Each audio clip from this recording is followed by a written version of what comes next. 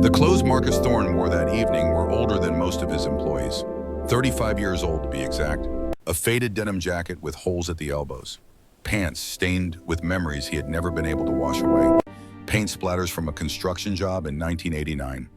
Grease from a kitchen where he once washed dishes for $3 This is an for hour. you. The Thank kind you. of stains that came from a life most people tried to forget.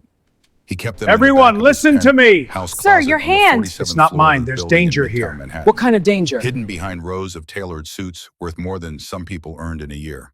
Tom Ford, Brioni, Keaton, the uniforms of success.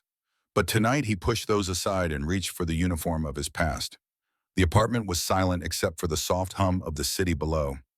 Floor-to-ceiling windows offered a view that stretched from the Hudson River to the East River. Millions of lights, thousands of lives, a kingdom he had built from nothing. Marcus stood before the full-length mirror in his dressing room. He was 58 years old, silver hair cut precisely every 2 weeks, a face that had appeared on the cover of Forbes 3 times. But as he slipped into those old clothes, the years seemed to fall away. Or perhaps they rushed back. He could not tell which. The jacket hung loose on his frame. He had been broader in the shoulders back then. Younger, hungrier, literally hungrier. Diana Reeves stood by the door watching him with barely concealed concern. She had worked for him for 12 years, started as a junior assistant and worked her way up to chief of staff. She had seen him make decisions that shook entire industries, watched him acquire and transform 17 restaurant properties across 5 states, witnessed him turn a single struggling bistro into a hospitality empire worth $400 million. But this was different. "You could send someone else," she said. Her voice was steady, but her eyes betrayed her worry. A professional and inspector. Someone trained for this kind of investigation. Marcus looked at her through the mirror as he smeared dirt across his face. Real dirt. He had gone to Central Park that afternoon and collected it from beneath a bench near Bethesda Fountain. The same bench where he used to sleep 35 years ago when he had nowhere else to go. "No one can see what I need to see," he said. The anonymous letter had arrived 3 weeks ago. No return address, just a small USB drive and 3 sentences typed on plain paper. The kind of paper you could buy at any drugstore. Untraceable. But Marcus had not acted immediately. He had waited, watched, gathered intelligence. Diana and her team had been reviewing financial records for every transaction at Celestial Downtown Mall over the past 4 years, looking for patterns, for anomalies, for proof. What they found was worse than he had imagined. Marcus had watched the video file on the USB drive 17 times. It showed a man in ragged clothes being dragged out of a restaurant by 2 security guards. The man was not fighting. He was simply trying to explain something, trying to show them a $50 bill crumpled in his hand, proof that he could pay. Behind him, well-dressed customers laughed. Some of them held up their phones to record, entertainment with their appetizer course. The restaurant in the video was Celestial Downtown. His restaurant, his name on the lease, his reputation on the line. The letter read, "Celestial Downtown, Madison Avenue, your restaurant, your responsibility." Or isn't it?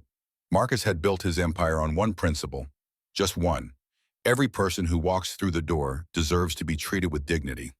Rich or poor, black or white, young or old, it did not matter. That principle was worth more than all the Michelin stars and James Beard Awards combined. If that principle was being violated under his name, he needed to know, and he needed to see it with his own eyes. He removed his Patek Philippe watch, $53,000, placed it gently on the dresser, slipped off his wedding ring. The gold caught the light. His wife had died 4 years ago. Cancer. He still wore the ring every day, but not tonight. The only thing he kept was a small phone. Custom made, no bigger than a credit card. He had paid a security consultant $8,000 to build it. It fit into a compartment he had carved into the sole of his left shoe, capable of recording audio and making emergency calls. A lifeline if things went wrong. Diana made one last attempt. "Marcus, please, at least take security with you."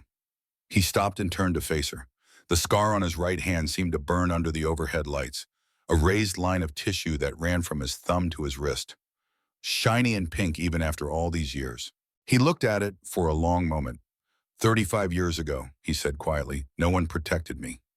The memory rose unbidden, sharp and cold. He was 23. December. Freezing rain turning to ice on the sidewalks. He had been living on the streets for 8 months. ever since his mother died and the landlord evicted him from their rent-controlled apartment in the Bronx. He had tried everything: day labor, odd jobs, standing on corners with cardboard signs. But winter in New York was brutal. The shelters were full. The soup kitchens had lines that stretched around the block. He was starving, not the kind of hunger you feel when you skip lunch, the kind of hungry that makes your vision blur and your hands shake, the kind that makes you do things you swore you would never do. La Bernardine was one of the finest restaurants in Manhattan. Still is.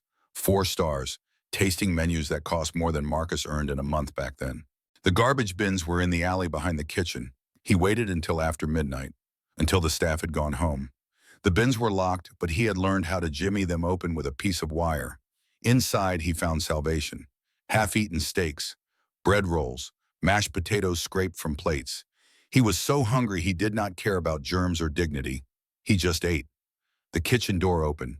A chef stood there. Young, maybe 30, white jacket stained with grease, a pot of boiling water in his hands. They had been cleaning the stove. For a moment, they just stared at each other. Then the chef smiled, but it was not a kind smile. "You think you can just take our garbage?" Marcus tried to explain. Tried to leave, but the chef grabbed his arm. The pot tilted. Boiling water poured over Marcus's right hand. The pain was beyond description, beyond anything he had ever felt. He screamed, fell to the ground. The skin blistered immediately, turned red and then white. The chef laughed. "That's what you get for being poor." He went back inside, locked the door, left Marcus in the alley with his burned hand and his shattered dignity. Marcus walked 15 blocks to the emergency room at Bellevue, waited 4 hours. A nurse cleaned and bandaged the wound, told him he was lucky. Another few seconds and he would have lost the use of his hand entirely. The burn left a scar, but it left something else too. A promise, a vow. He would build something, create something, a place where what happened to him could never happen to anyone else, where dignity was not reserved for the wealthy, where every person who walked through the door was treated like they mattered. It took him 15 years, washing dishes, saving every penny, going to community college, learning the business, working his way up from busboy to waiter to assistant manager. When he finally opened his first restaurant, he called it Celestial, because he wanted it to feel like heaven. Not in the food or the decor, but in the way people were treated. The sign above the door read, "Dignity is not a privilege, it is a right." That was 20 years ago. Now he owns 17 Celestial restaurants, each one built on that same principle. Each one a testament to the scared 23-year-old boy who had been burned for the crime of being hungry. And if someone in his organization was violating that principle, he would tear it down and rebuild it from the ground up. And no one is protecting the people walking into that restaurant right now. Marcus continued, bringing himself back to the present, back to Diana standing in his doorway. "That's why I have to go alone." Diana nodded reluctantly. She understood. She always did. That was why he trusted her above everyone else. "I'll be parked across the street," she said. 2 lawyers, 4 security personnel, IT specialists to monitor the phone signal. 1 call from that device and we're inside in 30 seconds. Marcus allowed himself a small smile. "That's why I keep you around." He walked to the door, paused, looked back at his reflection in the hallway mirror. The transformation was complete. He looked homeless. He looked desperate. He looked like someone the world had chewed up and spit out. He looked exactly like he had looked 35 years ago. Perfect. The black sedan was waiting for him outside the building. Diana was already inside, laptop open on her knees. 3 other people in the vehicle. Marcus recognized them all. Rachel Shue and Thomas Brennan, both attorneys from the firm that handled Celestial's legal affairs, and 2 members of his private security team, former NYPD officers who now worked exclusively for him. Diana looked up as he climbed in. "The tech is ready," she said, gesturing to a young man in the front passenger seat. "He'll monitor your phone signal. If anything goes wrong—" "I know the plan," Marcus interrupted gently. They drove in silence. The city streamed past the windows, lights and shadows, people heading home from late dinners, couples walking hand in hand, a world that had no idea what was about to happen. Celestial downtown was on Madison Avenue, prime real estate, the kind of location that costs $60,000 a month in rent alone. Marcus had signed the lease 4 years ago, poured $2 million into renovations, hired what he thought was a competent management team. The quarterly reports showed it was the worst performing location in his entire chain. Revenue down 18% year over year, staff turnover at 43%, customer complaints up 27%. The regional manager blamed the neighborhood, said the clientele was changing, said younger people wanted casual dining, not white tablecloth service. But the video told a different story, and Diana's financial analysis told an even darker one. Embezzlement, fraud, systematic theft totaling over $2 million. And that was just what they could prove so far. The car stopped 3 blocks away. Diana turned to him. "Last chance to change your mind," she said. Marcus shook his head, opened the door, stepped out into the cold November air. He looked like a man who had nowhere to go and nothing to lose. He looked like he had looked 35 years ago. He started walking. Celestial downtown was alive with the sound of clinking glasses and murmured conversations when Marcus pushed through the door at 7:15 on a Saturday evening. Crystal chandeliers hung from a vaulted ceiling, their light warm and golden. White tablecloths covered every table. Real linen, the kind you have to send out for professional cleaning. Candles flickered in glass holders. The scent of seared beef and expensive wine hung heavy in the air. The clientele was exactly what you would expect.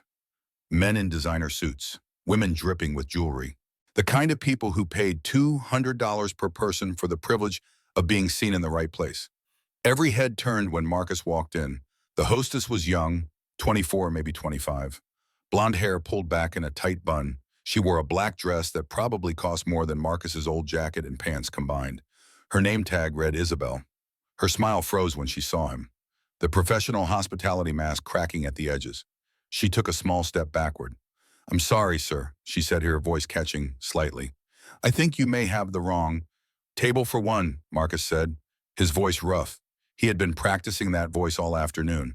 The voice of someone who had been shouting into the wind for so long, they had forgotten how to speak softly.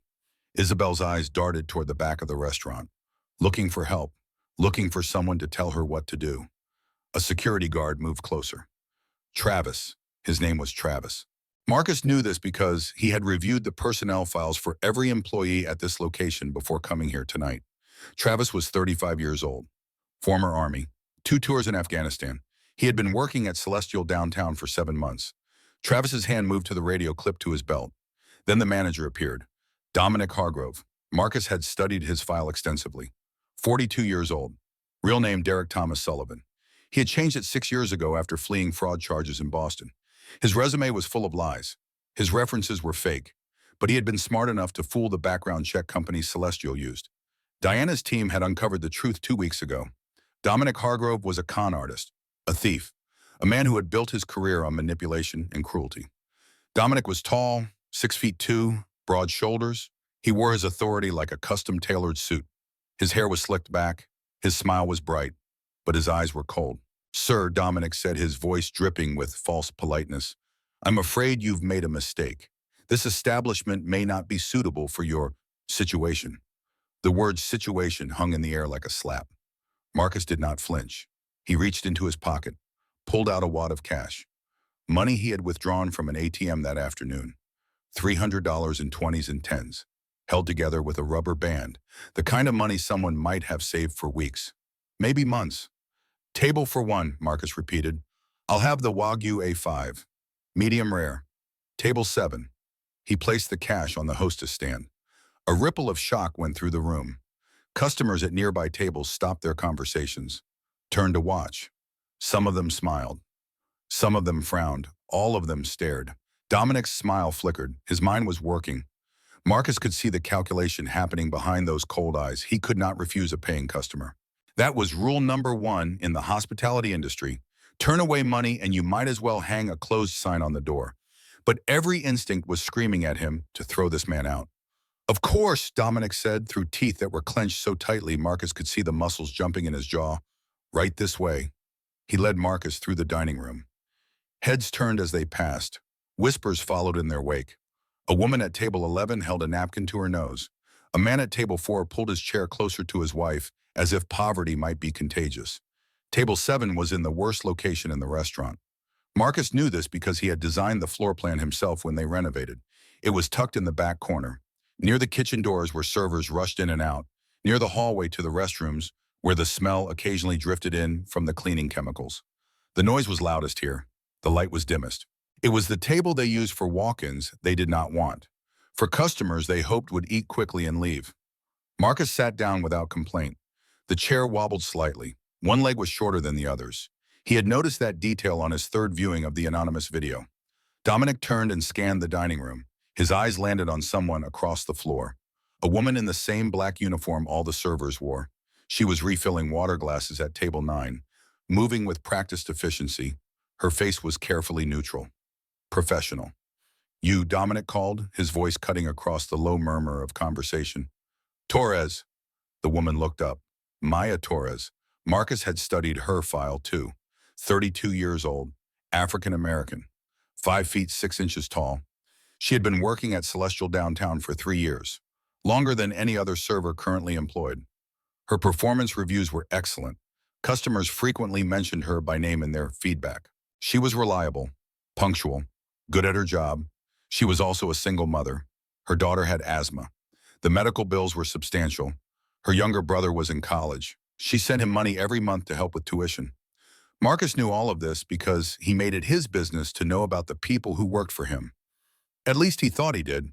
Clearly he had missed something, missed the rot spreading through this location like mold behind drywall. Maya walked toward them.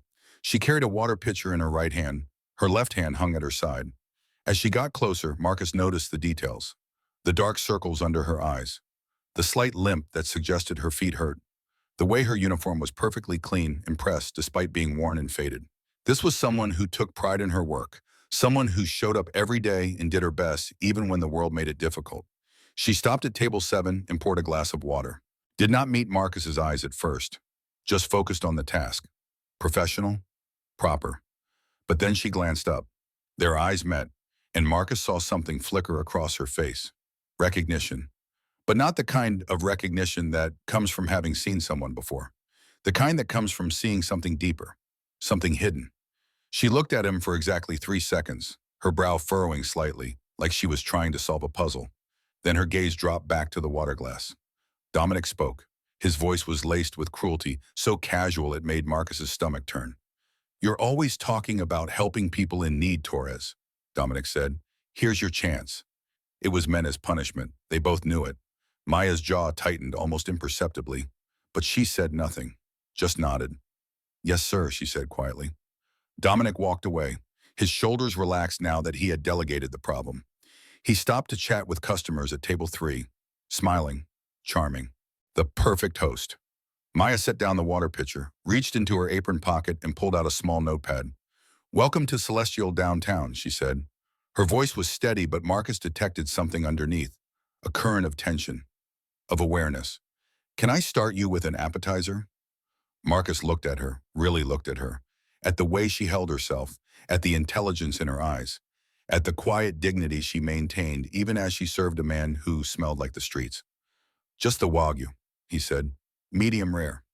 Maya wrote it down. Her handwriting was neat, precise, the kind of handwriting that came from someone who had been taught that details mattered. "Very good, sir," she said. "I'll put that order in right away." She turned to leave, took 3 steps, then stopped, turned back. "Sir," she said, her voice dropping to just above a whisper, "would you like me to recommend a wine pairing?" It was a strange question. Marcus had not asked about wine, had not even looked at the wine list, and the way she asked it was too deliberate, too careful. "No, thank you," Marcus said. Maya nodded, walked away. Marcus watched her go, watched as she stopped at the server station, watched as she glanced back at him one more time, her expression unreadable. Something was happening. He could feel it, like the moment before a storm when the air goes still and electric. He reached down and pressed his thumb against the phone hidden in his shoe, activated the recording. Whatever was about to happen, he would have proof. The kitchen at Celestial Downtown was a choreographed chaos. Flames leaping from pans, knives moving at impossible speeds, orders being shouted in rapid-fire succession, the kind of organized madness that produces beautiful food on tight deadlines. James Keller was the sous chef, 28 years old. He had worked his way up from dishwasher to line cook to his current position over 6 years. He was talented, good enough to run his own kitchen someday if he wanted, but right now he was terrified. Dominic had pulled him into the corner of the dry storage room, the one place in the entire kitchen where the security cameras could not see. The blind spot. Every restaurant had one if you knew where to look. The Wagyu for the homeless guy at table 7, Dominic said, keeping his voice low. Use the one from yesterday. James felt his stomach drop. The one that came back. Yes. Dominic, that steak sat out for almost 2 hours before we put it back in the freezer. It's compromised. If he eats it, if he gets sick. If he gets sick, what? Dominic interrupted. His voice was pleasant, conversational, the way a normal person might discuss the weather. He gets a stomachache, maybe some nausea. Who's going to believe a homeless man over a 5-star restaurant? James shook his head. He could end up in the hospital. Food poisoning from improperly stored meat can be serious, especially Wagyu. That much fat, that much bacteria. Probably eats out of dumpsters anyway, Dominic said with a shrug. Consider it a favor. This might be the best meal of his life. But if anyone finds out, Dominic's expression hardened. The pleasant mask fell away. What remained was cold and sharp. Remember that $2,000 bottle of Bordeaux you dropped last month? Dominic asked. The one I said I would handle? The one that didn't come out of your paycheck, James remembered. He had been carrying a case of wine from the cellar, slipped on a wet spot on the floor. One bottle had shattered. $2,000 gone in an instant. His entire month's salary. Dominic had told him not to worry about it, had filed it as breakage during delivery, had saved James from financial disaster. Now James understood the price of that favor. Just do what I tell you, Dominic said, unless you want to start explaining to your pregnant wife why you're unemployed. Sarah, his wife, 7 months pregnant. They had $14,000 in medical bills from the pregnancy alone, another $6,000 expected at delivery. James made $38,000 a year. They needed this job, needed the health insurance. He stood frozen, caught between his conscience and his fear. Finally, he nodded. Good man, Dominic said. He patted James on the shoulder like a coach congratulating a player, then walked back out to the dining room. James stood alone in the storage room. His heart was pounding so hard he could hear it in his ears. He walked to the walk-in freezer, opened it.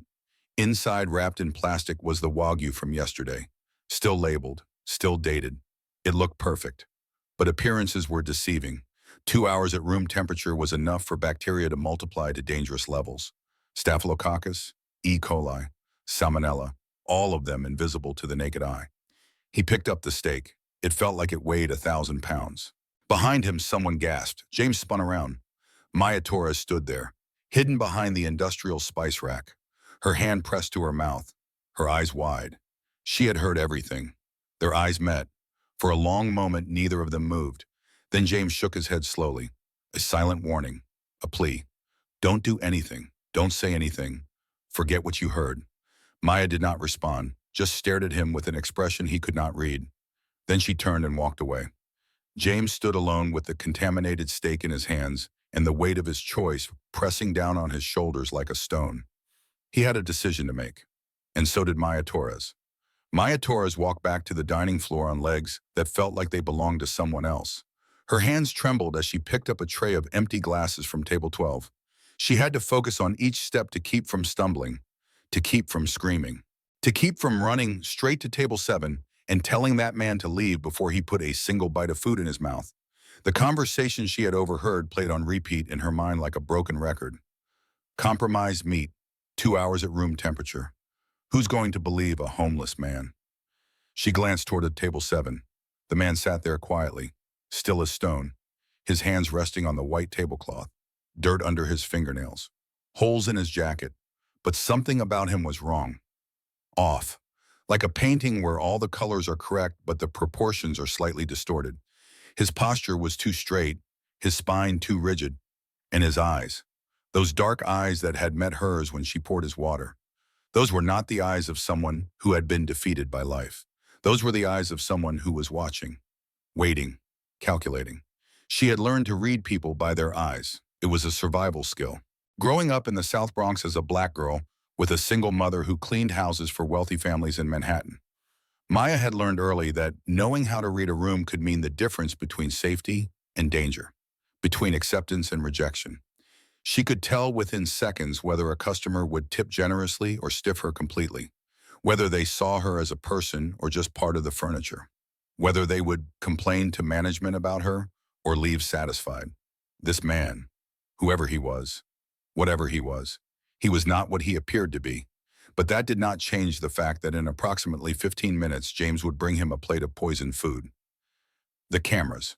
Maya's eyes flicked upward to the small, black domes mounted in the corners of the ceiling. There were 6 of them covering the main dining area, 2 more near the entrance, one pointing at the bar.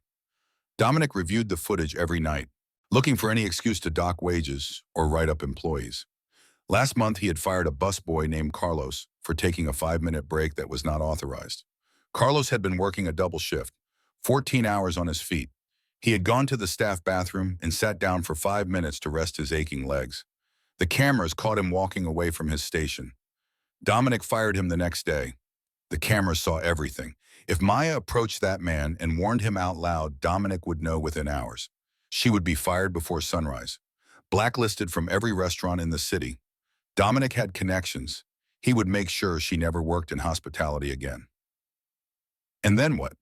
How would she pay for Emma's medication? The albuterol inhaler cost $97 every month, even with insurance. The specialist visits were $240 every 3 months. The emergency room visits when Emma's breathing got bad, those were $1,500 each time. Last year, Emma had been hospitalized twice. Maya was still paying off those bills. $4,300 spread across 17 monthly payments. If she lost this job, Emma would not get her medication, would not see her specialist, would not survive the next asthma attack that sent her tiny body into convulsions as she fought for air. Her brother David, 20 years old, studying computer science at City College. She sent him $600 every month for tuition and rent. Without that money, he would have to drop out, go back to working construction with their uncle, breaking his back for $12 an hour instead of building a future. But if Maya stayed silent, that man could end up in a hospital. Or worse. She set down the tray, pretended to reorganize the silverware station. Buying herself time to think, there had to be a way. There had to be something she could do that the cameras could not catch. The staff bathroom. It was the only room in the building without surveillance. Dominic had complained about it once during a staff meeting, said he wanted cameras installed to make sure employees were not wasting time. But the owner had refused, something about privacy laws and legal liability. That was where she could write something down, something small enough to hide in her palm. A warning, a note. Before she could move, Dominic appeared at her elbow. His presence was like a cold draft, the kind that makes you stiffen involuntarily even before you turn around. Maya forced herself not to react, forced her face into a neutral expression. "You've been standing here for 3 minutes, Dominic said. His voice was low and pleasant, the way it always was when he was about to say something cruel. "Is there a problem?" Maya forced herself to meet his eyes. "No problem, just organizing the station." Dominic's gaze drifted toward table 7. "I noticed you looking at our special guest quite a lot, actually. I was just checking if he needed anything." "He doesn't need anything." Dominic leaned closer. Maya could smell his cologne, something expensive that always made her slightly nauseous. "He's going to eat his meal, realize he doesn't belong here, and leave. That's the plan. Understood?" Maya nodded, did not trust herself to speak. "Good." Dominic smiled, but his eyes stayed flat and cold, like a shark's eyes. "Don't do anything stupid, Torres. You have a lot to lose." He walked away, stopped to chat with a table of regulars, his demeanor transforming instantly into warmth and charm, the mask going back on. Maya watched him go, her heart hammering against her ribs. He knew something was off. He was watching her now. She had to be careful, had to be smart, and she had to move fast. The staff hallway was empty when Maya slipped away from the dining floor. She walked quickly, keeping her head down, counting her steps. 1, 2, 3, trying to look like she was just heading to the bathroom. Nothing unusual, nothing suspicious. The hallway was narrow, lined with old pipes and electrical boxes. The walls were painted a dingy beige that had probably been white 20 years ago. This was the part of the restaurant customers never saw. The infrastructure, the bones beneath the beautiful skin. The staff bathroom door was heavy, industrial. Maya pushed it open and locked herself inside. The room was small, 1 toilet, 1 sink, a mirror that was cracked in the corner, fluorescent lights that flickered slightly and made everything look sickly and pale. The smell of bleach and something else, something old and damp. Maya leaned against the sink, took deep breaths. Her reflection stared back at her. A tired woman in a black uniform, hair pulled back in a tight bun, dark circles under her eyes from working double shifts 3 days in a row. She looked like someone who had been surviving for so long she had forgotten what it felt like to live. But she also looked like her mother. The memory came unbidden, sharp and clear as a photograph. Her mother on her deathbed 8 years ago. Thin fingers wrapped around Maya's hand, skin like paper over bird bones. The cancer had taken everything. Her strength, her weight, her hope, but not her wisdom. Baby girl, her mother had whispered, her voice barely audible over the beep of the heart monitor. There's going to come a time when doing the right thing means losing everything. But if you don't do it, you'll lose yourself. And that's worse. That's always worse. Maya had been 24 then, already pregnant with Emma, already abandoned by the man who had promised to stay, who had sworn he loved her, who had disappeared the moment the pregnancy test showed 2 pink lines. She had thought she understood what her mother meant, thought she knew about sacrifice and difficult choices. Now, 8 years later, standing in a bathroom stall with a decision that could destroy her life, she finally understood. Doing the right thing did not mean choosing between good and bad. It meant choosing between bad and worse, between survival and principle, between keeping your job and keeping your soul. Maya reached into her apron pocket, pulled out her order pad, the small spiral-bound notebook every server carried. She tore off a piece of paper. Small, no bigger than a business card. Small enough to fold and hide in the curve of her palm. Her hands shook as she found a pen. Black ink. She pressed too hard at first, and the paper tore slightly. She had to start over. Tore off another piece. Forced herself to breathe, to steady her hand.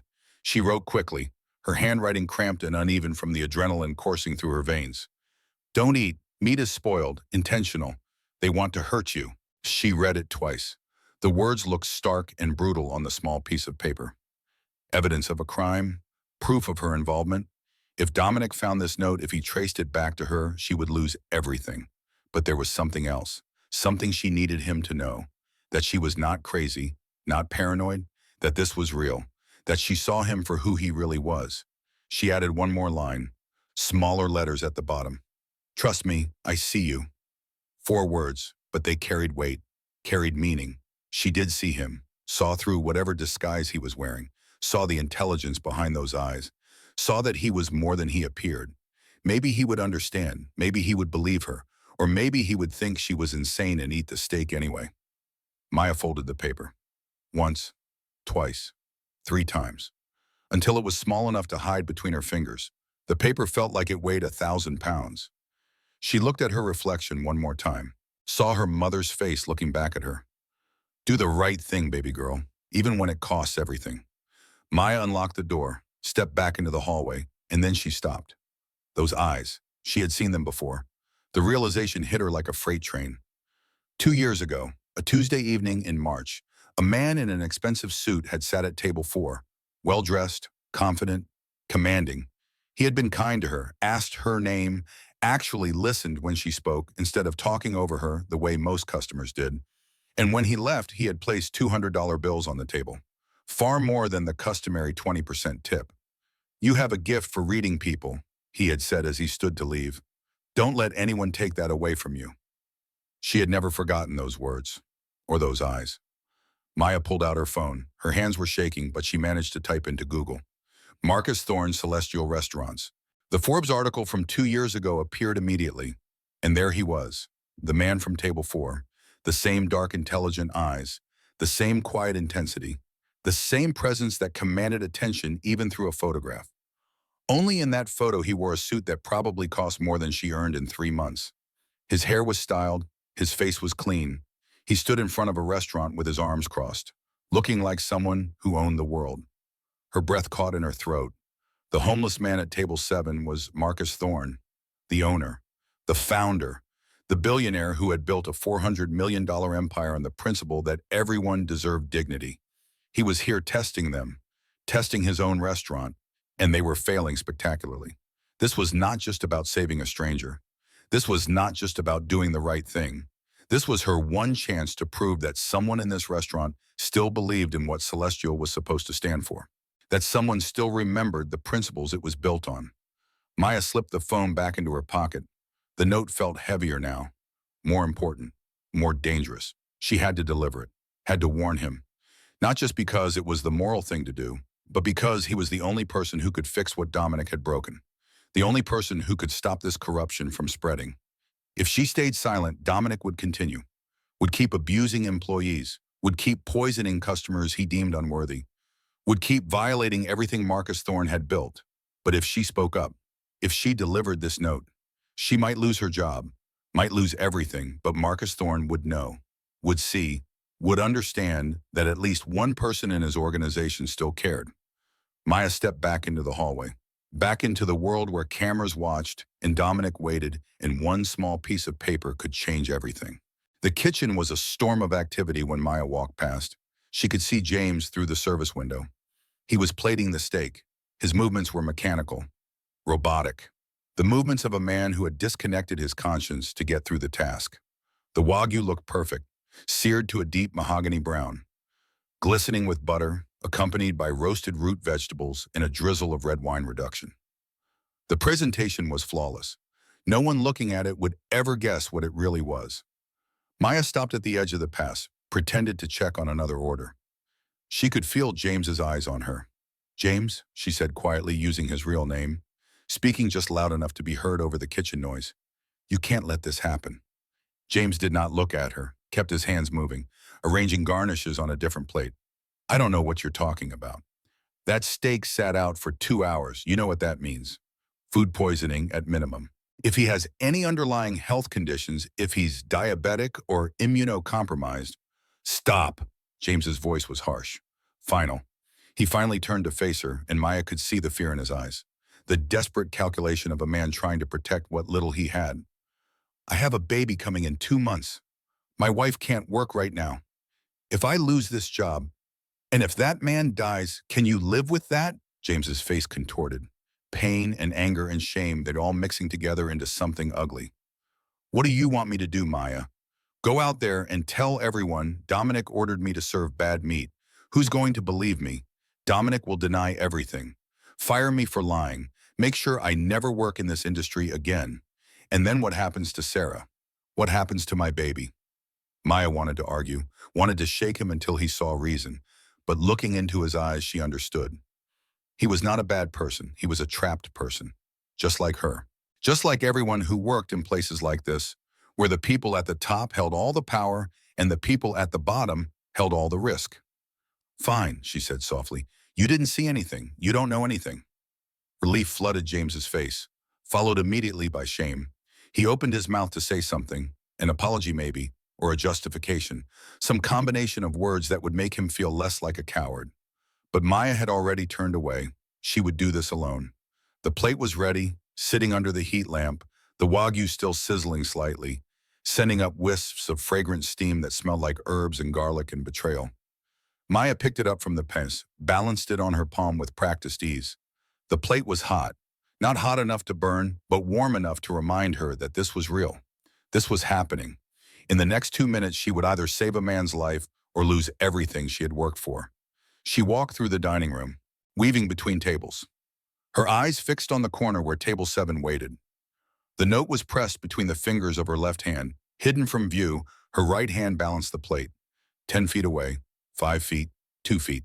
She stopped at the edge of the table, set the plate down gently, positioning the steak in front of the man with a server's precision. The meat was perfectly centered, the vegetables arranged artfully, the sauce drizzled in a careful arc. "Your Wagyu A5, sir," she said, loud enough for nearby tables to hear. "Professional. Perfect. Medium rare as requested." The man looked up at her. Those dark eyes met hers. And again, Maya felt that spark of recognition, that certainty that he could see right through her, that he already knew everything she was about to tell him. She placed the silverware beside the plate, knife on the right, fork on the left. Her hand brushed against his as she set down the fork. In that brief moment of contact, she pressed the folded paper into his palm, felt his fingers close around it instinctively. The movement was subtle, natural. Anyone watching would think she had simply touched his hand accidentally while setting down the utensils. "Enjoy your meal," Maya said, holding his gaze for just a second longer than necessary. Then she turned and walked away, her heart pounding so loudly she was certain the entire restaurant could hear it. Her legs felt weak, her hands were shaking. She clasped them behind her back so no one would see. She walked to the server station, picked up a water pitcher, started refilling glasses at table 9, going through the motions, trying to look normal, trying to breathe. She did not look back at table 7, did not watch to see if he read the note, did not see what he did with it. She had done what she could. The rest was up to him, and to fate, and to whatever God watched over fools who threw away their lives to save strangers. Marcus felt the paper pressed into his palm, felt Maya's fingers brush against his, warm and quick. There and gone. He did not react, did not look down, just smiled slightly and nodded as she walked away, playing the role. The grateful homeless man receiving a meal beyond his wildest dreams. He waited until Maya was across the room, until she was safely refilling water glasses and no one was watching him closely. Then he casually dropped his hand below the table, unfolded the note. The paper was small, torn from a server's order pad. The writing was cramped, rushed, but legible. Don't eat. Meat is spoiled, intentional. They want to hurt you. Trust me. I see you. Marcus read the words 3 times. Let them sink in. Each word was a hammer blow. Each sentence was confirmation of what he had suspected, what he had feared. They were trying to poison him, not out of malice toward him specifically. They did not know who he was. They were trying to poison him because they thought he was homeless, because they thought he was worthless, because they thought no one would care. And that last line, trust me, I see you. She knew. Somehow Maya Torres knew he was not what he appeared to be, had seen through the disguise, had recognized him despite the dirt and the ragged clothes. Something cold and hard settled in Marcus's chest. It was not anger, not yet. Anger was hot and immediate. This was something older, something that had been forged 35 years ago in an alley behind Le Bernardin when boiling water had scarred his hand and his soul. This was purpose. He looked down at the beautiful steak sitting in front of him, the meal that was supposed to make him sick, that was supposed to teach him a lesson for daring to exist in a space where people like him were not welcome. The scar on his right hand throbbed with phantom pain. Marcus set down the knife and fork he had been holding. He would not eat, he would not leave, he would sit here and watch. And when the time was right, he would burn this whole rotten system to the ground. He pressed his thumb against the phone hidden in his shoe, made sure it was still recording. Everything that happened from this moment forward would be preserved. Every word, every action, evidence that could not be denied or explained away. 20 minutes passed, the steak sat untouched, growing cold on its pristine white plate, the butter congealing, the vegetables losing their steam. A beautiful corpse of a meal. Marcus remained in his seat, occasionally sipping water, his eyes moving slowly around the room, taking in every detail, every interaction, every small cruelty that played out between the powerful and the powerless. He saw Dominic watching him from behind the bar, saw the unease growing in the manager's posture, the way he kept glancing at table 7, the way his smile tightened when customers spoke to him. Something was wrong. Marcus could feel it. The trap had been set, but the prey was not cooperating. Dominic had expected the homeless man to eat quickly, to stuff himself with food he could never normally afford, to be halfway through the meal by now, already starting to feel the effects of the bacteria multiplying in his gut. Instead, Marcus just sat there, calm and still, like he was waiting for something. Dominic smoothed down his tie, put on his customer service smile, walked over to table 7. Is everything all right with your meals, sir? He asked, letting a note of concern creep into his voice. The concerned restaurateur worried about a dissatisfied customer. You haven't touched it. Marcus looked up at him. Let their eyes meet and hold. Let Dominic see something in his expression that made the manager's smile falter. The atmosphere, Marcus said. His voice calm, measured. I'm enjoying it. Dominic's smile flickered. I see. Well, if there's anything wrong with the food, I'd be happy to have the kitchen prepare something else. The food looks perfect. Marcus's eyes did not blink, did not waver. I'm just savoring the moment. Something was wrong. Dominic could feel it in his bones. That prickling sensation at the back of his neck that had saved him from trouble more times than he could count. This man was not behaving the way a homeless person should behave. He was too confident, too calm, too controlled. And the way he spoke. Those were not the words of someone who lived on the streets. That was the vocabulary of someone educated, someone who had read books, someone who knew how to use language as a weapon. Dominic glanced across the room to where Maya was refilling water glasses at table 14. She had served him, had been alone with him for several seconds. Had she said something, done something, he would deal with her later. Right now, he needed to handle the situation in front of him. Well, Dominic said, keeping his voice pleasant, professional. Please let me know if you need anything at all. He walked away, but his mind was racing. The longer that man sat there without eating, the more dangerous this became. If he complained to corporate about his treatment, if he called the health department, if he made any kind of scene that attracted attention, Dominic needed to get him out of the restaurant. Now. The confrontation came 30 minutes later, not from Dominic, but from the customers themselves. A woman at table 11 waved Dominic over with an imperious gesture. Victoria Ashford, 65 years old, wife of Senator Robert Ashford, she wore diamonds that probably cost more than most people earned in 5 years. Her husband sat beside her, looking embarrassed but unwilling to intervene, the way he always did when his wife decided to make a scene. "This is unacceptable," Victoria hissed, barely keeping her voice down. Her face was pinched with disgust. "We're paying $400 for dinner, and we have to sit near that." She gestured toward Marcus with a wave of her manicured hand, like he was a piece of trash someone had forgotten to remove. "The smell alone is ruining my appetite," she continued. "I want him removed. Immediately." Senator Ashford shifted uncomfortably in his seat. His hand moved to his jacket pocket, to the phone hidden there.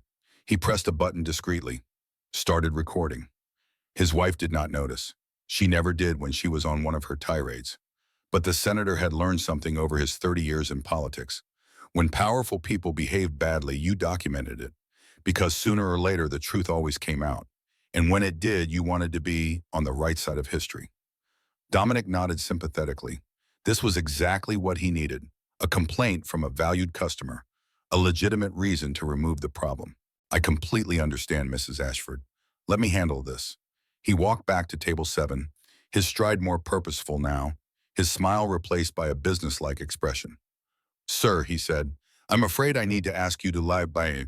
We have other guests who require this table." Marcus looked up at him calmly. "I've paid for my meal. I'll refund your money in full." "I don't want a refund. I want to sit here." Dominic felt his patience fraying.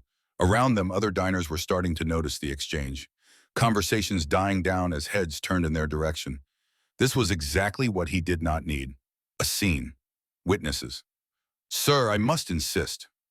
"On what grounds?" Marcus's voice was quiet, but it carried clearly. "I've paid for my food. I'm not disturbing anyone.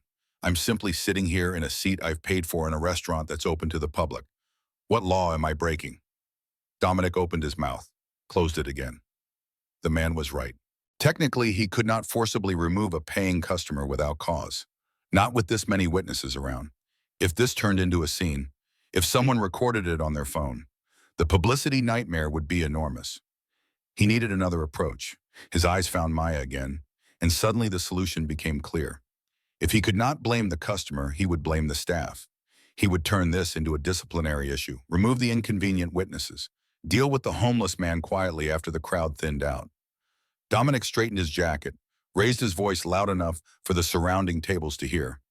"Maya Torres," he called. "Come here now." Maya looked up from across the room, her face carefully blank, professional mask firmly in place. But Marcus could see the fear flickering behind her eyes, the knowledge that something terrible was about to happen and there was nothing she could do to stop it. She set down the water pitcher she was holding, walked toward table 7, each step slow and deliberate, like a prisoner walking to the gallows. Her hands were clasped in front of her, trying to hide the trembling. The dining room had gone quiet, conversations dying mid-sentence, forks pausing halfway to mouths, everyone sensing that they were about to witness something. The wealthy always enjoyed watching someone else's downfall. It made them feel safer, made them feel like the chaos of the world could not touch them as long as it was touching someone else. Maya stopped a few feet from the table. "Yes, sir." Dominic turned to face her, making sure his expression conveyed righteous disappointment. The manager forced to deal with an employee who had stepped out of line. He had practiced this look in the mirror, knew exactly how to position his face to look both stern and regretful. "I've received complaints," he said, his voice carrying across the silent room, "that you were inappropriate with this guest, that you made comments that were unprofessional and offensive." Maya's eyes widened, genuine shock breaking through her professional composure. "That's not true. I didn't say anything." "Multiple witnesses," Dominic continued talking over her protests, "have reported that you deliberately tried to embarrass this gentleman." He paused for effect, let the accusation hang in the air. In light of this, I have no choice but to suspend you immediately pending a full investigation. The words hit Maya like a physical blow. Marcus saw her sway slightly, saw the color drain from her face, saw 8 years of hard work and careful survival crumbling around her in real time. I didn't do anything wrong, she said. Her voice was steady, but Marcus could hear the tremor underneath, the terror of a single mother watching her livelihood evaporate. I served him his food. That's all I did. The witnesses say otherwise. Dominic's voice was cold now. Final. Please collect your things and leave the premises. We'll be in touch about next steps. Maya looked around the room, searching for someone, anyone, who might stand up for her, who might tell the truth, who might say that Dominic was lying. The other servers avoided her gaze, stared at their shoes, at the walls, at anything except her face. They knew the cost of speaking up, had seen too many colleagues fired for smaller infractions. The customers watched with varying degrees of interest. Some looked uncomfortable. Most looked entertained. This was drama. Theater. Something to tell their friends about over cocktails next week. No one moved, no one spoke. Maya was alone. Marcus felt the rage building in his chest, white-hot and terrible. The same rage he had felt 35 years ago when the chef had laughed as he screamed. The rage he had channeled into building something better, something that was supposed to prevent moments exactly like this. And now he was watching it happen, in his restaurant, under his name, to a woman who had risked everything to save him. He could not let it continue. Marcus stood up. The chair scraped against the floor, the sound loud in the silent room. She didn't say anything inappropriate, he said. Every head in the restaurant turned to look at him. The homeless man, the problem, the source of all this disruption. Speaking up, defending the server who was being punished. Marcus's voice was calm, clear, carrying the weight of absolute certainty. She brought me my food. She was polite and professional. That's all. Dominic's expression hardened. Sir, this is an internal matter. No. The word was quiet, but it carried the weight of absolute authority. The kind of authority that comes from years of commanding boardrooms and making decisions that affect thousands of lives. This is a public accusation made in front of dozens of witnesses. If you're going to fire this woman, you should at least have the decency to do it honestly. Something in his tone made Dominic take a step backward. The homeless man's posture had changed. The transformation was subtle but unmistakable. He no longer slouched, his spine straightened, his gaze level and unwavering, like a king surveying his kingdom. The dirt on his face was still there. The holes in his jacket were still visible. But the way he carried himself had shifted fundamentally. This was not someone society had discarded. This was someone who commanded respect. Who are you? Dominic demanded, his voice carrying an edge of fear now. Marcus smiled, but there was no warmth in it, no humor, just cold calculation. I think it's time you found out. He reached down and removed his left shoe. The diners closest to him recoiled slightly, expecting the worst, expecting the smell that confirmed all their prejudices about homeless people. But instead of removing his sock, Marcus pried open a hidden compartment in the sole, pulled out a phone, small, sleek, the kind of custom device that costs more than most people's monthly rent. He pressed a button. For 30 seconds, nothing happened. The restaurant held its breath, waiting. Then the front door opened. Diana Reeves walked in first, her heels clicking sharply against the marble floor like gunshots. She wore a charcoal gray suit that fit like it had been painted on. Her expression was cold and professional. Behind her came two men in dark blazers, lawyers. The briefcases they carried were unmistakable. And behind them, 4 members of a private security team, ex-military by the look of them, moving with the kind of precision that came from years of training. They had been waiting in the black SUV parked across the street, monitoring the situation through the open line on Marcus's phone, ready to move the moment he gave the signal. The dining room fell into stunned silence. Even the kitchen noise seemed to fade. The only sound was Diana's heels on the floor as she crossed the room and stopped beside Marcus. She turned to address the crowd, her voice cutting through the stillness like a blade. Ladies and gentlemen, I apologize for the disruption. She paused, let the tension build. Allow me to introduce Marcus Thorne, founder and owner of the entire Celestial restaurant chain. A gasp rippled through the dining room, sharp intakes of breath, the sound of 100 assumptions being shattered at once. Victoria Ashford turned pale, her hand flying to her mouth, her eyes wide with dawning horror. She had just complained about the owner of the restaurant sitting too close to her, had demanded he be removed, had called him that like he was some kind of vermin. The social implications were catastrophic. Her husband, Senator Ashford, stared at Marcus with an expression that was harder to read. Surprise, yes, but also something that looked almost like satisfaction. His hand was still in his pocket, still recording, still documenting everything. Dominic stood frozen, his face draining of color like someone had opened a tap and let all the blood run out. His mouth opened and closed, no sound emerging. He looked like a man watching his entire world collapse in slow motion, watching the ground open beneath his feet, watching everything he had built through manipulation and cruelty crumble into dust. Marcus stepped forward, even in his ragged clothes, even with dirt still smeared across his face. He carried himself with unmistakable presence. The presence of a man who had built an empire from nothing, who had transformed a single struggling bistro into a $400 million enterprise, who commanded respect not through force but through the weight of his achievements. "I've been recording everything tonight," he said, holding up the phone. "Every word, every interaction, including a very interesting conversation that took place in your kitchen about 45 minutes ago." Dominic's eyes widened. "I don't know what you're talking about." "Really?" Marcus's voice was mild, almost conversational. "Then perhaps you can explain what's wrong with this steak." He gestured toward the untouched plate on table 7. "The one you ordered your sous chef to prepare using meat that had been sitting at room temperature for 2 hours before being refrozen." The crowd erupted, murmurs of disgust and disbelief rippling through the dining room. Several diners pushed their own plates away, suddenly suspicious of everything they had been served. A woman at table 8 made a small retching sound. "That's a lie." Dominic's voice was desperate now, panicked. "This is slander. I never said anything like that."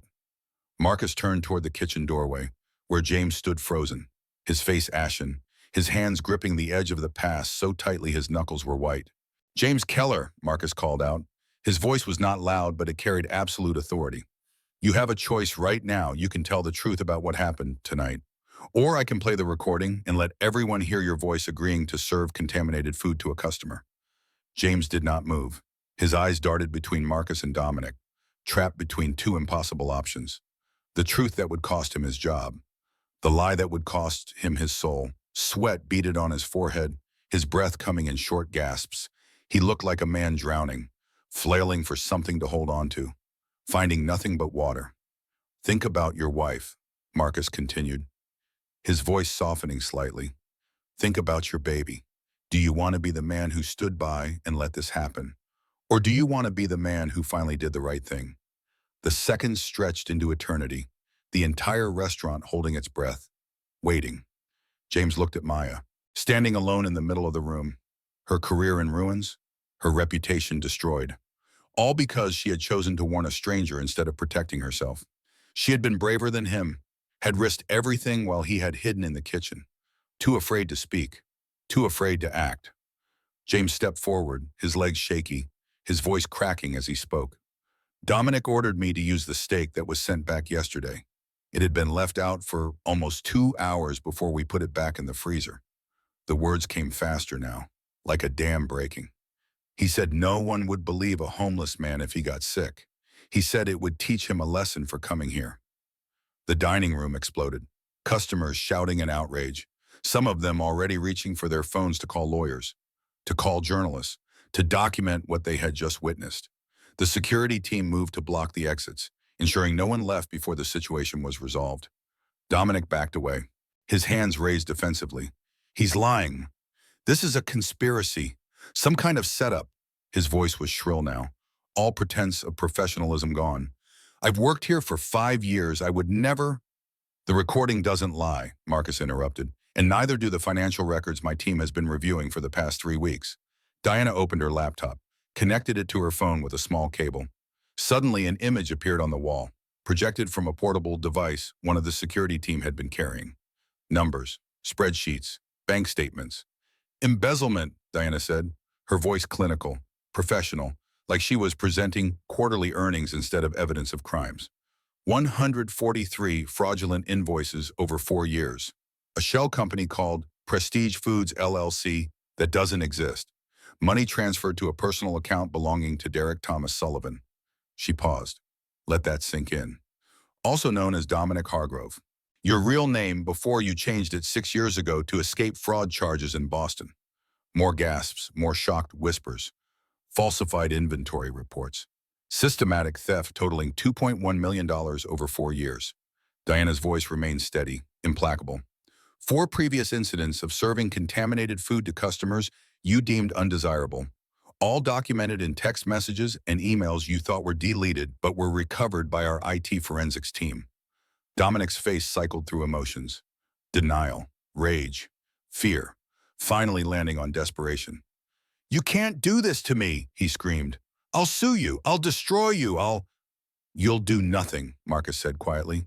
He walked toward Dominic slowly, deliberately, stopped just a few feet away.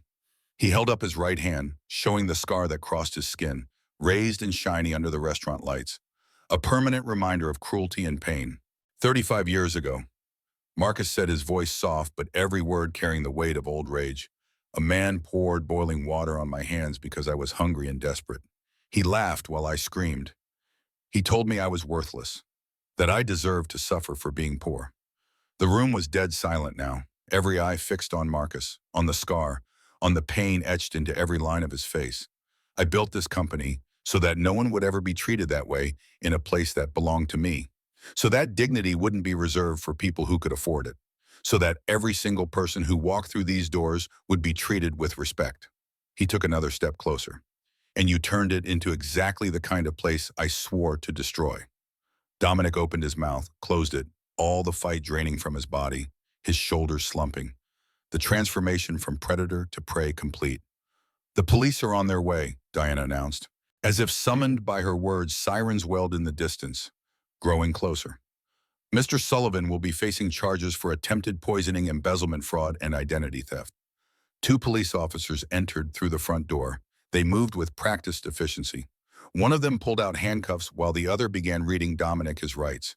"You have the right to remain silent. Anything you say can and will be used against you in a court of law."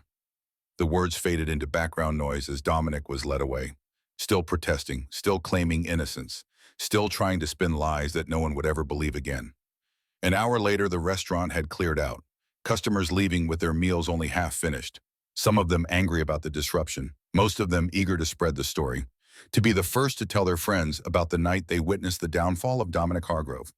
The staff had been dismissed for the night, told that representatives from corporate would be in touch about the future. Some of them looked relieved. Others looked terrified. All of them uncertain about what came next. Only Marcus and Maya remained in the dining room. Marcus stood in the center of the empty space, the chandeliers still gleaming, the white tablecloth still pristine, the beautiful facade unchanged. But the rot beneath had been exposed, cut out, removed. Maya stood near the window, her arms wrapped around herself, staring at nothing. The adrenaline had faded, leaving behind a bone-deep exhaustion.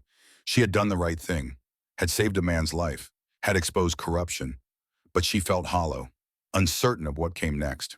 Marcus approached her slowly, pulled out a chair at the table nearest to her, sat down. Even though he still wore the clothes of a homeless man, even though his face was still smeared with dirt, his presence commanded attention. "You knew," he said, his voice gentle now. The rage that had fueled his confrontation with Dominic replaced by something softer. "When you wrote that note, you knew it could cost you everything, your daughter's health care, your brother's education. Why did you do it?" Maya looked up at him, really looked at him, at the intelligence in his eyes, at the scar on his hand, at the man behind the disguise. "Because 35 years ago," she said quietly, "someone didn't help you when you needed it, and you've been carrying that scar ever since." She gestured to his hand. "I looked at you when I brought the water. I saw your eyes. Those weren't the eyes of a homeless man. Those were the eyes of someone who used to be homeless, someone who remembered what it felt like." She paused, took a breath. "And then I remembered. 2 years ago, you came here, sat at table 4, gave me a $200 tip, told me I had a gift for reading people. I Googled you in the bathroom tonight, found your Forbes article. That's when I knew for certain." Marcus was silent for a long moment, surprise breaking through his composed exterior.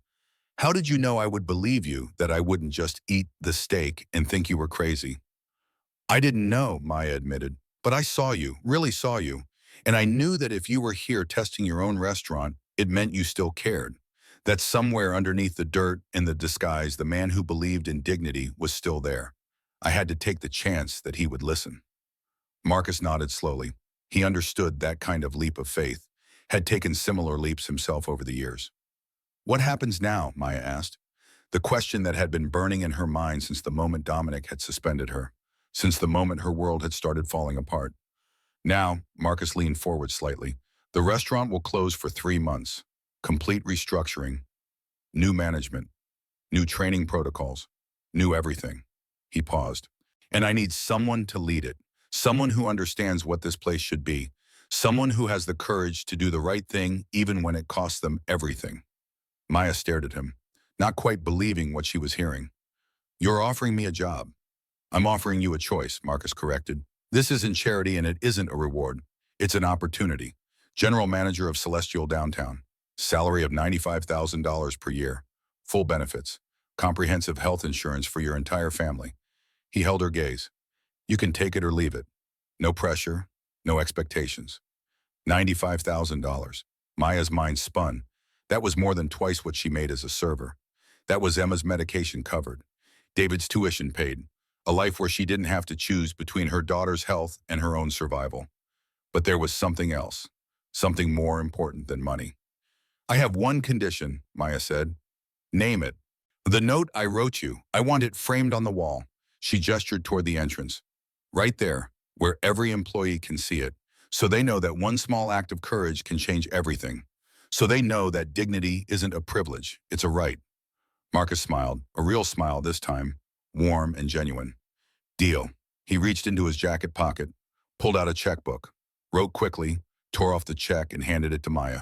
She looked down at it. $50,000, made out to Maya Torres. What is this? She whispered. Back pay, Marcus said. For 3 years you've worked here without proper health care, without the support you deserved, without being valued the way you should have been valued. Consider it compensation for what you were owed all along. Maya's eyes filled with tears. She tried to blink them back, but they came anyway, sliding down her cheeks. Not tears of sadness, tears of relief, of release, of the weight of 8 years of struggle finally lifting. Why, she asked. Why are you doing this? Marcus stood, looked down at the scar on his hand, at the mark that had defined so much of his life. Because 35 years ago, no one helped me, he said quietly. Today, I can help you. 1 week later, Maya's phone rang at 9 in the evening. She was sitting in her small apartment in the Bronx, Emma asleep in the next room breathing easily for the first time in months. The $50,000 check had been deposited. The medical bills paid off. The weight lifted. The caller ID showed Diana Reeves. Miss Torres, Diana's crisp voice came through the speaker. Mr. Thorne asked me to extend a formal offer for the position of general manager at Celestial Downtown effective upon reopening in 3 months. The offer includes the salary we discussed plus a signing bonus of $10,000 is for relocation assistance if you choose to move closer to the restaurant. Maya closed her eyes, took a deep breath. I accept, she said, but I have one more condition. There was a pause, then Diana's voice tinged with amusement. Mr. Thorne said you would. What is it? James Keller, the sous chef. I want him to keep his job. He was trapped, threatened. He made a mistake, but he told the truth when it mattered. He deserves a second chance. Another pause, longer this time. Then Diana spoke. Mr. Thorne already agreed to that. Mr. Keller will undergo additional training and will serve a probationary period. But yes, he'll keep his position. Was there anything else? Maya smiled. No, that's everything. Good, we'll be in touch with the paperwork. Welcome to the team, Ms. Torres. 3 months later, on a cold February evening, Celestial Haven opened its doors for the first time. The name had been changed. Celestial Downtown was dead. In its place stood something new, something that reflected the values it was meant to uphold. The interior had been transformed. The cold elegance was gone, replaced by warmth, softer lighting, comfortable chairs, plants in the corners. The chandeliers remained, but they had been adjusted, made less imposing, more welcoming. The menu had been redesigned. The prices were still high. This was still a fine dining establishment, but at the bottom of every menu was a new section. Community offerings, 4 meals available at cost, for anyone who needed them. No questions asked, no judgment given. Maya stood at the entrance. She wore a tailored black suit.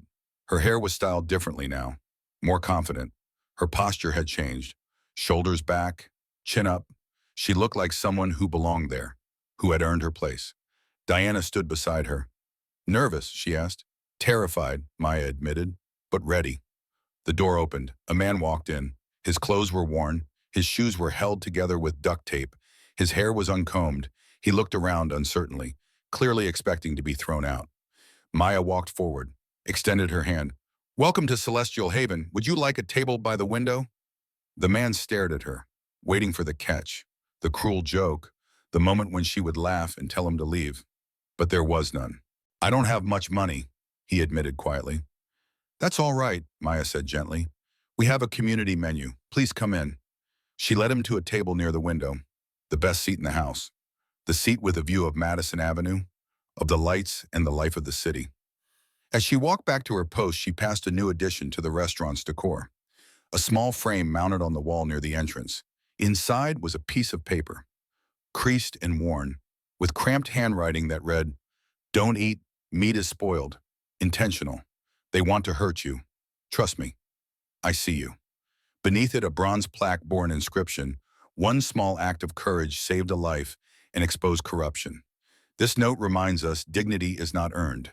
It is owed to every human being. Maya Torres, general manager. Every new employee stood before that frame during their training. Learned the story of the night everything changed. The night a billionaire dressed as a homeless man walked into a restaurant, and a waitress with nothing to lose risked everything to save him. 18 months later, the New York Times ran a feature story, "Restaurant Where Dignity is the Main Course." Maya appeared on the cover of Forbes, 40 under 40 leaders changing hospitality. James Keller became executive chef. He opened a program to train young people from underserved communities, taught them the skills that had saved him, gave them chances no one else would. His son was born healthy, 6 pounds, 8 ounces. He named him Marcus. Derek Thomas Sullivan, the man who called himself Dominic Hargrove, was sentenced to 8 years in federal prison. Attempted poisoning, embezzlement, fraud, identity theft. The judge had not been lenient. Senator Robert Ashford introduced legislation to protect restaurant workers from retaliation when reporting safety violations. He called it the Dignity in Dining Act. The audio he had secretly recorded on his phone that night became the key piece of evidence that launched the investigation. His wife, Victoria, quietly donated $50,000 to the Celestial Haven Community Fund. She also issued a public apology through the Times. It was brief and carefully worded by lawyers, but it was an apology nonetheless. Marcus opened 3 more Haven restaurants in different cities: Philadelphia, Boston, Chicago. Each one built on the same principle, each one carrying the same message, each one with a copy of Maya's note framed by the entrance. Emma Torres, now 9 years old, had not used her emergency inhaler in 6 months. The comprehensive health insurance from Celestial covered not just her medication, but also the immunotherapy treatments that were finally giving her lungs the strength they needed. She ran now, played soccer with other kids, breathed without fear.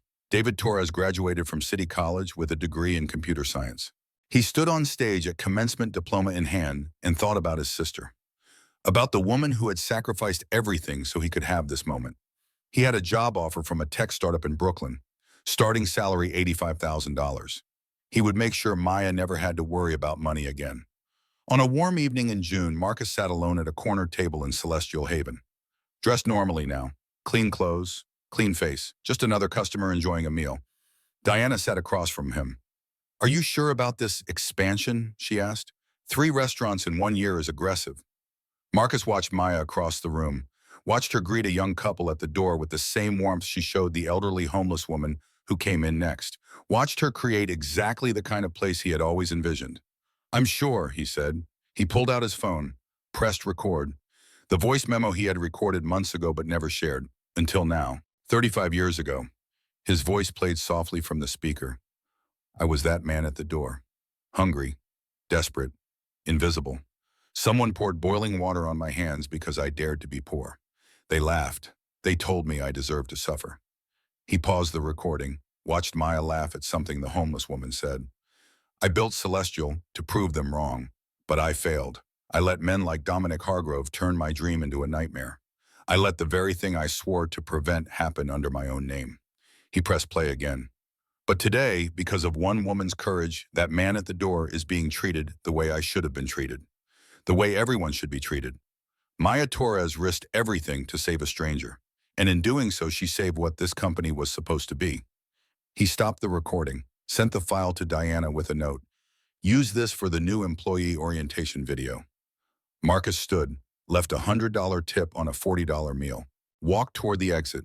As he passed the frame with Maya's note, he stopped, looked at the words that had changed everything, at the proof that one small act could ripple outward and transform the world. He smiled and walked out into the New York night. Behind him, Celestial Haven glowed warm and golden, a lighthouse in the darkness, a place where dignity was not a privilege. It was a right, and that right belonged to everyone who walked through the door.